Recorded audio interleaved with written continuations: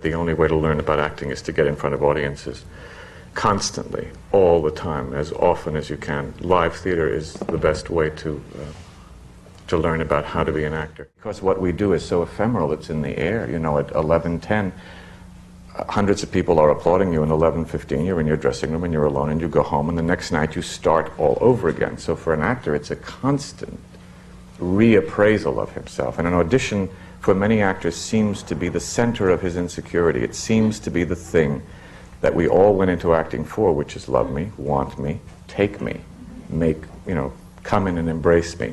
And the audition represents in an actor's mind, I think, the initial insecurity, and it never goes away. A man once offered me a play about Lincoln because it was a political year.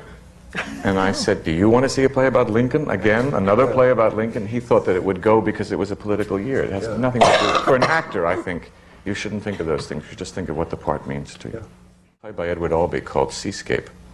And it's something to do, I think, with the choices one should make as an actor, I think. I had not been on Broadway. That was my Broadway debut. And when Edward sent me that script, I read it, and when I got to the entrance of my character, it said, "A lizard appears over a rock." And Edward had sent me a note saying, "I think you're perfect for this part." And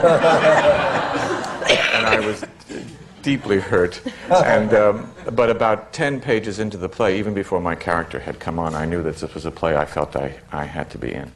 During the worst times of your career, when no one is hiring you or no one wants you, that they're all wrong. And if you don't keep that going in yourself, then you won't survive in the profession. Because even sometimes when they're right, it doesn't matter. You must believe that they're wrong.